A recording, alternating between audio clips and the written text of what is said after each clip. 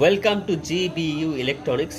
সকল প্রিয় দর্শকদের জানাই অনেক অনেক অভিনন্দন এবং শুভেচ্ছা যে আরেকটিবার আপনাদের সামনে আমি চলে এসেছি একটি কন্ট্রোলারের নতুনত্ব ভিডিও নিয়ে, যেটা দেখে আপনারা সহজেই বুঝতে পারবেন যে কন্ট্রোলারটা যে কোথায় প্রবলেম এবং কোন জায়গাটা আমাকে আগে যেতে হবে।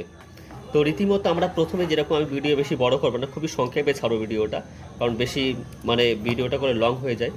হ্যাঁ, সবারই কাজ থাকে। যাই হোক, বলছি প্রথমে আমরা মশলার সেকশন চেক করলাম, মশলার সেকশন ওকে আছে।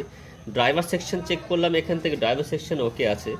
দেন আমরা এখন কি করবো, এবার আমরা যখন ওকে আছে তখন আমরা একে 5 ভোল্ট দেবো। 5 ভোল্ট দিয়ে আমরা যখন চেক করব যে আমাদের 5 ভোল্ট আসছে কি না, তো দেখা গেলো সেন্সার যে হল সেন্সার আছে এখানে 5 ভোল্ট আসছে না। তারপর যে পিকআপের যে সেন্সার আছে ওখানে 5 ভোল্ট দেখাচ্ছে না। তো আমরা সেখানে আমরা দেখাবো যে কি করে তাহলে 5 ভোল্টটা আসছে না কেন। আমি যেহেতু চাবির লাইনে তার দিয়েছি 48 ভোল্ট, তারপরে চলছে না, কিন্তু সমস্যাটা তাহলে কোথায়? আমি যে সমস্যাটা খুঁজে পেয়েছি বন্ধুরা, দেখুন প্রথমে গ্রাউন্ডের দিকে 5 ভোল্টে এটা এই 78 এটা শর্ট ছিল, এটাকে আমি দিয়ে দিয়েছি, পাল্টে দিয়েছি এটাকে পাল্টানোর পর দেখুন এই যে এটাকে পাল্টানো হয়েছে। তারপরেও দেখি আমার 5 ভোল্ট আসছে না। তারপর আমি কি দেখলাম, 5 ভোল্ট আসে না, তাহলে 5 ভোল্ট আমাকে সাপ্লাই কে দিচ্ছে? সাপ্লাই দিচ্ছে চপারটা দিচ্ছে।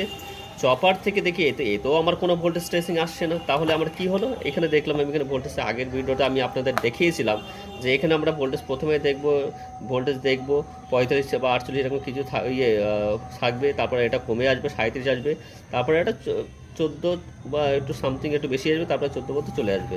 তাই এইভাবে আমরা রীতিমতো দেখবো। দেখার পরেও এখানে দেখলাম কোনো ভোল্টেজ আসছে না বন্ধুরা, ঠিক আছে। তাহলে আমার প্রবলেমটা কোথায় আছে? তো প্রবলেম আমার নিশ্চয় 5 ভোল্ট 14 ভোল্ট এখানে প্রবলেমটা নেই।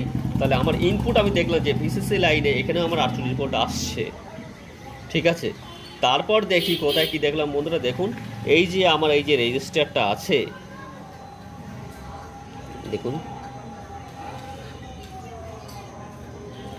এই যে আমার যে রেজিস্টারটা আছে, এই রেজিস্টারটা এখান থেকে ছিলই না, রেজিস্টারটা ছিলই না আউট।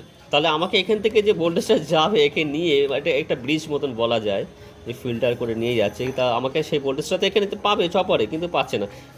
ব্যাপারটা তাহলে কী হলো, আমার এই রেজিস্টারটাকে আগে আমি কানেকশন করলাম, দেন আমার সব কিছু ওকে হয়ে গেল। হ্যাঁ, পুরো, কিন্তু এটা কোনো মেকারের হাতে যায়নি, যেটা যায়নি সেটা মিথ্যা কথা বলবো না। হ্যাঁ, কিন্তু যাই হোক আমার কাছে এসেছিলো, আমি একবারে সঙ্গে সঙ্গে দেখে এই ভিডিওটা আমি আপনার করলাম। ভিডিওটা হতে পারে খুবই ছোট, হয়তো আমি কথা শুনে বললাম, কিন্তু না বন্ধুরা, শুধু কথার ওপর বা কাজ করলাম প্র্যাকটিক্যাল, সেটাও যেরকম দেখতে হবে, কিন্তু হ্যাঁ কিছু কিছু কথা স্কিপ না করে আমাদেরকে সেই ভিডিওগুলো শুনতে হবে। কারণ আমাদের এই কথাগুলোর মাধ্যমে যে কিছু কিছু বড় বড় সমস্যার ছোট ছোট সমাধান আমরা পেতে পারি, যে ছোট সমস্যার সমাধান একটা বড় সমস্যার উপায় আমাদেরকে জানান দেয়। তাই বন্ধুরা আমি ভিডিওটা বেশি বড় করলাম না, একদম ঠিক করে চালিয়ে দিলাম। খুব তোমরা যখন কাজ করবে এইভাবে তোমরা দেখে নেবে যে কোথায় কী প্রবলেম হলো, ঠিক আছে। যাই হোক, আজকের মতো ভিডিওটা এই পর্যন্তই থাকবে। আজকে এই ভিডিওটা দেখার জন্য অসংখ্য ধন্যবাদ, থ্যাংক ইউ সো মাচ। আজকে ভিডিওটা এই বন্ধু, থ্যাংক ইউ। সুপ্রিয় দর্শক, আমি যে কন্ট্রোলারটা রেডি করলাম, হ্যাঁ, তো সেটা যা বলেছি দেখুন, আর সেটাকে আপনাকে যে চলছে কিনা সেটা একটা দেখার বিষয় আছে। দেখুন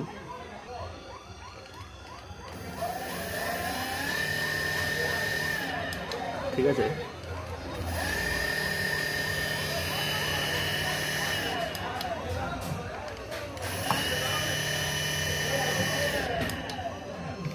এই হচ্ছে ভিডিও ছিল আজকের ভিডিওটা দেখার জন্য অসংখ্য ধন্যবাদ আপনাদেরকে। এরকম ভিডিও আমি অবশ্যই করি, কিন্তু আপনারা যদি কোনো একটু লাইক করলে আমি কি উৎসাহ পাই। হ্যাঁ, আপনারা সাবস্ক্রাইব করে রাখবেন, যারা নতুনরা তারা অবশ্যই সাবস্ক্রাইব করে রাখবেন। Thank you so much.